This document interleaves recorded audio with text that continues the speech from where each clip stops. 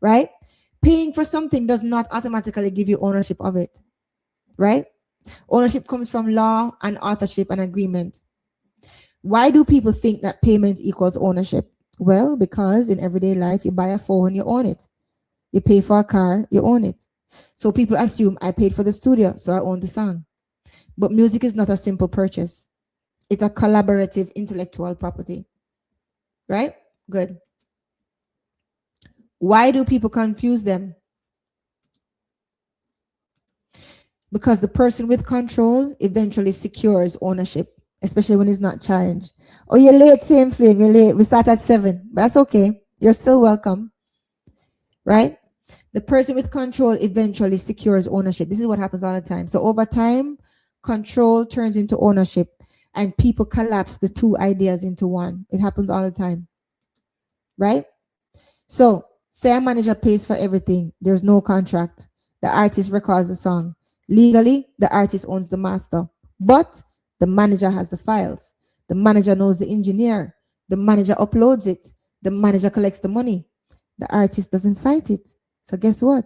The manager is functioning like he's the owner. It's 7 where you're at. Okay, I see. Well, I guess that's okay. You can go back and listen back, right? So the manager might function like the owner, and a lot of times the perception is reality, but that's not the reality, right? Here's the truth. Ownership is what the law says. Control, though, is what the reality of situations enforces. And in music, control often comes before ownership and eventually becomes ownership. This is when no one challenges it. So a lot of artists have been fooled and given away their masters without knowing, thinking that automatically, right? Their producer owns it when it's not even in the contract. Now, why a non-owner can say we're not releasing this? Well, they're not exercising a legal right over the master. They're using leverage over the pieces needed to release it. Now, let's talk about control of the files. The payer often book the studio. The payer hire the engineer. And the payer is the one that is the contact for the session. They may be the one who physically has the multi-tracks and the final actual master. If you don't have those files, you can't release that recording. And they can stall by simply not handing over those files and tell you, I paid for them. Right. So note, they don't own the copyright because of this, but they can slow you down. Okay. Now let's talk about the control of the distribution path. They might be the one with the distributor account or the label access. That happen all the time in Jamaica. So if the release is set to go through their pipeline, they can say, not yet. We're not releasing it. We're not releasing that song yet. So you can still go and release your song independently, but not through their pipeline. Right? Now, there's also control of the team that they paid. So the engineer and the producer, they were hired and they were paid by them. So in practice, those collaborators, they often take instructions from who? Who paid the piper? The payer. So they can tell the engineer, don't send the finals yet. And that again delays you. And then don't forget about this control through the money leverage. They will say, I funded this. I won't approve release until we settle.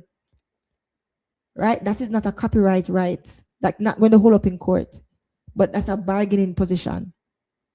So what does that do? It pressures you to negotiate repayment. It pressures you to negotiate credits. It pressures you to negotiate splits before release. This is why I'm saying to you, my Jamaican people that I love so much, I'm trying to tell you, before you touch that mic, make sure you know where goes what and what goes where. And I'm going to give you a list of things that you need to hammer down and secure, right?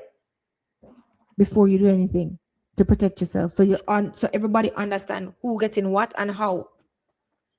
Right? Pardon me. Let me drink something.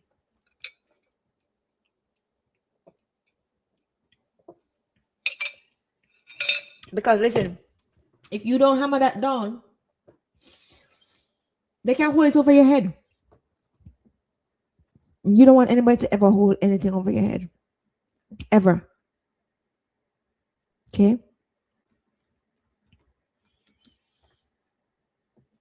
Then there's also the control to the uncertainty. If there's no agreement, the people fear disputes, they fear takedowns, right? Revenue holds.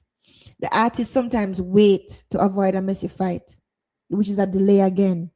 Even if you'd likely win on ownership in court, the artists don't even want to go there, right? But Fire Nation, here's the key.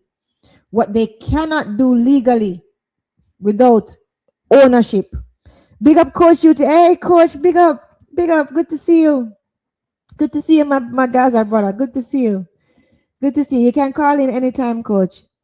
Right?